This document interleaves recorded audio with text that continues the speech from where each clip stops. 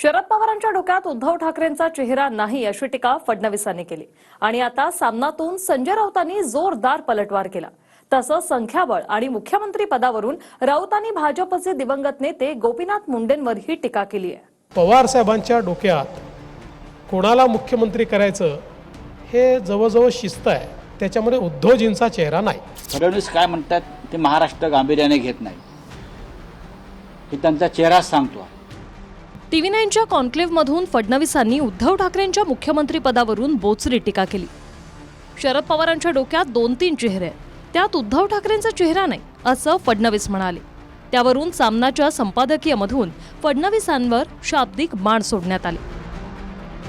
काँग्रेस आणि राष्ट्रवादी काँग्रेसने एकत्र येऊन कोणत्याही एका चेहऱ्यास पसंती द्यायची आणि शिवसेनेने समर्थन करायचे असा खुला हिशोब उद्धव ठाकरे यांनी सांगितला।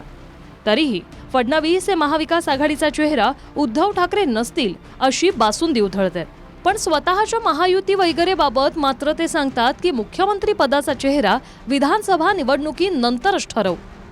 विधानसभा निवडणूक मिंध्यांच्याच नेतृत्वाखाली लढणार, परंतु नंतर मुख्यमंत्री कोण होणार हे सांगू शकत नाही। त्यांच्याच बुडाखालची स्थिती ही असताना हे महाशय दुसऱ्याचे बुड का खाजवत बसले आहेत? हे तर पक्क झालं आहे की उद्धवजींच्या मनात जे होतं की त्यांना मुख्यमंत्री पदावर ठेवून आणि किंवा त्यांचा चेहरा समोर ठेवून, मला असं वाटतं की पवार साहेबांच्या डोक्यात कोणाला मुख्यमंत्री करायचं हे जवळजवळ शिस्त आहे। ते आता मला विचारू नका कोणाला करायचं आहे त्यांना, पण मी तुम्हाला एवढं निश्चित सांगतो की त्यांच्या डोक्यात जे 3-4 चेहरे असतील त्याच्यामध्ये उद्धवजींचा चेहरा नाही। फडणवीस काय म्हणतात ते महाराष्ट्र गांभीर्याने घेत नाही, हे त्यांचा चेहरा सांगतो। आमदारांच्या संख्याबळाच्या आधारावर मुख्यमंत्री पदाचा चेहरा ठरवू नका असं उद्धव ठाकरे म्हणाले।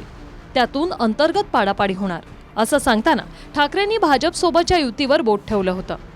आता सामनातून संजय राऊतांनी भाजपचे दिवंगत नेते गोपीनाथ मुंडेंवरच टीका केली।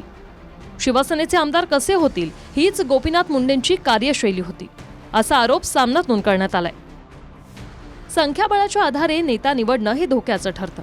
याच संख्याबळाच्या प्रकरणात भाजपने 3 निवडणुकींमध्ये शिवसेनेचे उमेदवार पाडले ही वस्तुस्थिती आहे।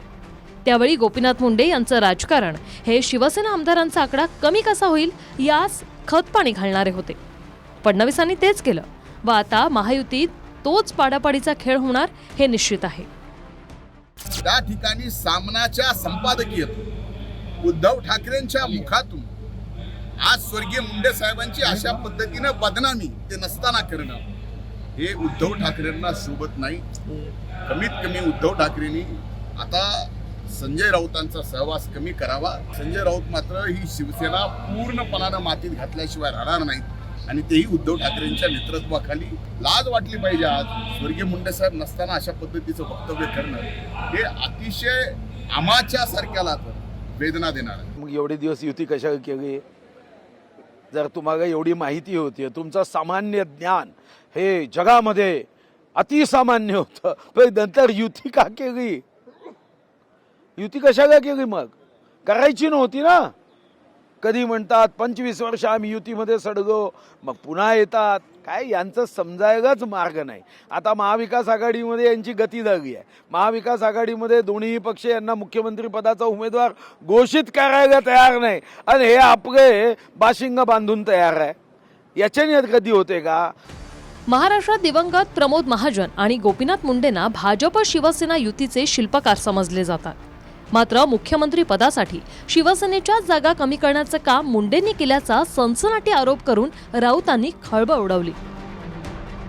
Bureau report TV9 Marathi.